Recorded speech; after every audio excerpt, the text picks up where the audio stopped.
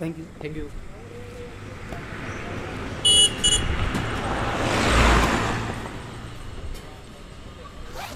Lighter तर विसरलो आणायला. म्हणजे म्हणजे काय म्हणजे? आता विसरलो तर विसरलो. सोड रे, असा तरी कुठे लक्षात राहतोय तुझ्या. आणि असते असते मेमरी पण लॉस होत चालली आहे तुझी. काय रे बाबा? का काय का त्याचं काय तुला माहीतच नाही. काय? सोड रे, व सकाळ सकाळ सुरुवात नको करू. ते 5-10 मिनटं तरी सुखाचे जाऊ दे. जातील रे बाई. हे बघ, तू एकच लक्षात ठेव, आत्तापर्यंत हँडल करत आलोय ना, पुढं अजून करू. बोलायला काय नाही रे, पण कधी कधी असं वाटतं ना, ते संपल का नाही. हे बघ, तुझं काय आणि माझं काय, दोघांचे ठासून लागले. पण हे दिवस आहे आपल्या स्टँडअप घेण्यासाठी. शेवटी हे दिवस भविष्यात आपल्याला दुनियादारी, पैसा पाणी, आपलं कोण परको कोण सगळं दाखवतात. त्यामुळे जैसा चल रहा वैसा चलने दो. सोड रे यायला, या महिन्यात देईल ना त्या महिन्यात देईल, असं करून करून वर्ष वाया गेलं. पण आता ते लोक शांत नाही बसणार. कोणाचा फोन आला होता? हे बघ, हा मेसेज बघ. साले आई बहीण काढायला लागलेत माझी. साले मोठं रक्कम वाले तरी शांत बसतात रे, पण कमी पैसेवाले त्यांचं टेन्शन झालं. हा ना चायला, माझं पण तर तेच आहे रे. अरे तो लायसनवाला पोरगा सारखं सारखं फोन करतोय, फक्त 500 रुपये राहिलेत तरी. बरं ते सोड, ते दुकानाचं कुठपर्यंत आलं? चाललंय हळूहळू. ते 12 धंदे सोड आणि ते दुकान सोडायच्या मागे लाग पहिले. एकदाची रुलिंग तरी चालू राहील. दुकान चालू असताना माझा काय, आपल्या दोघांचं कर्ज एका फटक्यात नील केला असता. हा ना, मग त्याच्याच मागे लाग पहिले. त्या आईला माझी पण लाईन अडकली आहे ना. नाहीतर काय भेंडी, नाहीतर कधी असल्या शिव्या खाल्ल्या असत्या का? बोलला होता तुम्हाला. साला पैसा येऊ दे रे, असाच रस्ता करून मारायच्या साल्यांना. बिना आलंगायचं ना आधी लागायचं. पण भाई, माझ्याकडे पैसे होते रे. आपल्यासारखे जे पण कर्जबाजारी आहेत ना, त्यांना पैसे देऊन टाकेल, ते पण बिनव्याजी. भाई मुलगी 12 महिने ही तर मला टपरीवरच दिसते. हा मग तिचं दुकान, तिची मर्जी, असल नसल. असं नाही रे. म्हणजे अरे हिचे आईबाबा नव्हते का आपल्याला बोलले काय? की ही कॉलेजला जाते, शिवणकाम करते आणि हे घरचं पण सगळं उरकते. हा मग मुद्दा काय? मुद्दा असा की ही नक्की टपरीवरच असते की घरी पण असते. असं पण नाही की आपण सकाळचेच येतो, कधी कधी दुपारी येतो, संध्याकाळी पण येतो, पण ही इथंच दिसते. मग ही नक्की घरी जाते कधी? हिचे आईबापच खोटे बोलतात. सोड रे, तिथं आपला खतरडा पहिले साफ कर, मग लोकांचं बघ. अरे सर लक्ष गेला म्हणून बोललो. आज लक्ष जरा कामावरती दे आणि पुढं काय करायचं ना ते बघ पहिले. थोडं काय, जायचे पैसे देऊ आणि ज्यांचे फोन आले त्यांचे उचलू. हा बरं, फोनहून आठवलं, तेवढं रिकव्हरी वाल्या बाईला कॉल करायचं होतं, तेवढं कॉल करतो. तोपर्यंत चहाचे पैसे देऊ, नाहीतर लय सत्य. हा हा, ते बघ पहिले बाबा.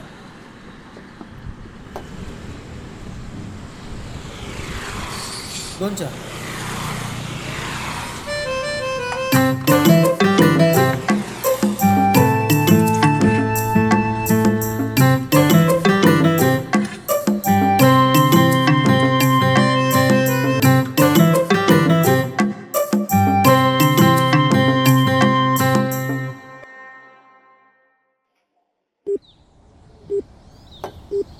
The number you are trying to call is currently not reachable. Please try again later.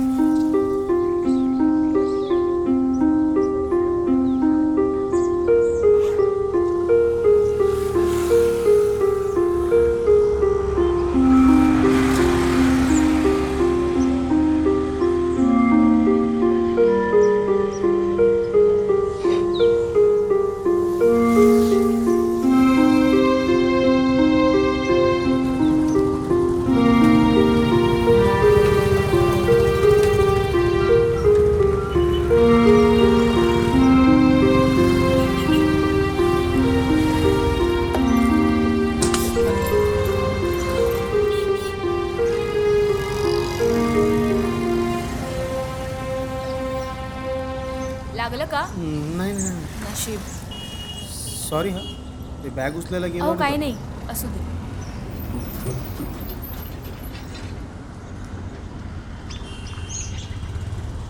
ते कपचे पैसे पण ॲड करा त्यामध्ये. हाव राहू द्या, त्यात काय नाही एवढं. बरं, काय घेतलं तुम्ही? एक कटिंग फक्त. चला येऊ. दादा हे घ्या. अरे हा इथं होतं काय? मी कालपासून घरामध्ये शोधत होतो. हो, तुम्ही काल इथेच विसरून गेले. मी आले होते द्यायला, पण तोपर्यंत तुम्ही निघून गेला होता. थँक्यू हा. You are welcome. तुम्ही आज एकटेच? ते दुसरे दादा नाही आले? हां नाही, नसेल आलं कदाचित, कामात असेल. अच्छा. नाही, तुम्ही जरा रोजच्यापेक्षा टेन्शनमध्ये दिसताय ना, म्हणून विचार. नाही नाही नाही, असं काही नाही. नक्की काय प्रॉब्लेम नाही ना? काही टेन्शन नाही? ते दादा पण नाही आलेत ना, म्हणून. नाही असं काही नाही, ते आपलं सहज असंच बसलो होतो. बाकी असं काही नाही. अच्छा, बरं ठीक आहे. दादा हां एक विचारू का? हा विचार ना.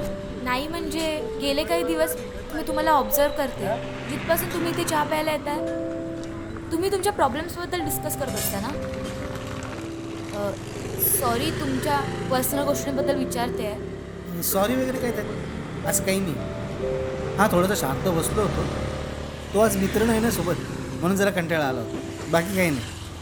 पण मला नाही वाटत मित्र न येण्याने तुम्ही एवढे शांताने विचलित व्हाल. म्हणजे हे बघा दादा, लहान तोंडी मोठा घास घेतात. पण तुमच्या आयुष्यात काय प्रॉब्लेम्स आहेत, तुम्ही काय फेस करताय, हे मी रोज ऐकत असते. सॉरी टू से, पण त्यातून मी नवनवीन गोष्टी शिकत असते. तुमच्या आयुष्यात एवढे प्रॉब्लेम्स आहेत, पण त्यावर तुम्ही कशी मात करणार, हे मी रोज बघत असते, रोज ऑब्झर्व करत असते. इफ यू डोंट माइंड, तुम्ही आज माझ्याशी बोलाल का? आज मला गोष्टी शेअर करा. मित्राच्या ऐवजी माझ्याशी बोला. मला एक्झॅक्ट समजत नाही आहे तू काय उद्देशून बोलतो, पण इट्स ओके. असं काही नाही. मी आज सहजच शांत होतो, त्यामागे कोणतं डिप्रेशन असं काही नाही. नाही दादा, तुमच्याकडे बघून असं वाटत नाही आहे. तुम्ही एकदम रिलॅक्स आहात. ही आज अचानक माझ्याकडे एवढी विचारपूस का करते? हिच्या म्हणण्याप्रमाणे हिने आतापर्यंत आमचे सगळे डिस्कशन ऐकले तर नसणार, पण हिचा नक्की हेतू काय आहे? ठीक आहे दादा, काही हरकत नाही. मी जस्ट तुमचं मन हलकं करण्यासाठी विचारत होते. सॉरी हां, तुम्हाला एवढ्या वेळ थांबवल्याबद्दल. पण आज अचानक का म्हणजे? मला समजेल का? म्हणजे थँक्स फॉर आपुलकीने विचारल्याबद्दल, पण इफ यू डोंट माइंड त्यामागचं खरं कारण समजलं असतं तर बरं झालं असतं.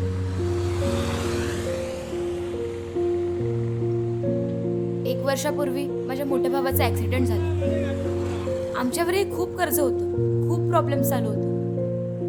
त्यात पप्पा अपंग आणि दादा घरात एकटाच मोठा होता करणार, त्यामुळे सगळ्या होप्स त्याच्याकडूनच होत्या.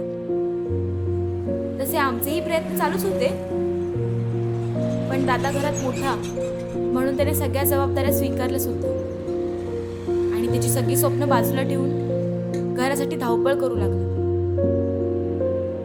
आमच्यावरही खूप कर्ज होतं, ते वाढतच होतं.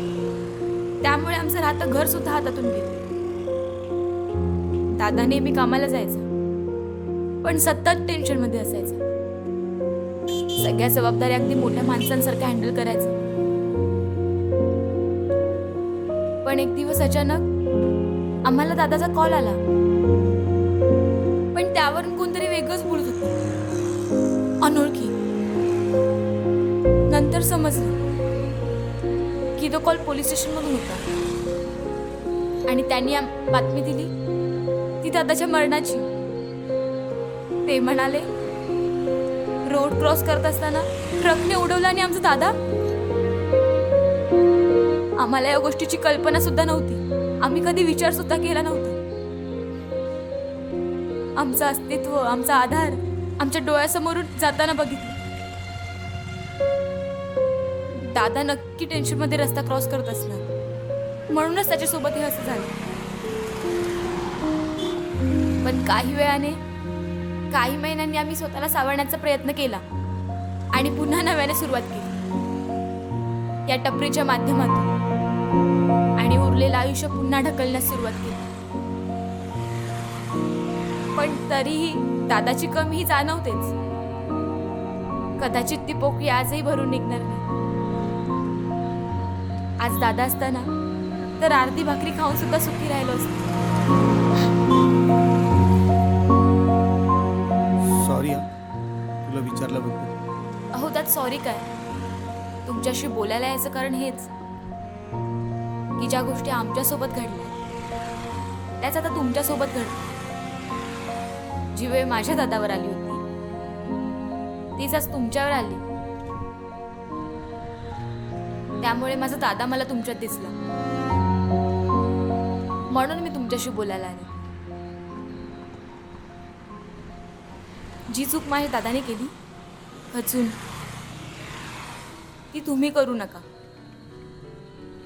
कारण हे त्याच्याच नशिबी असते जो हे झेलू शकतो आणि आयुष्य घडवण्याची ताकद ठेवतो.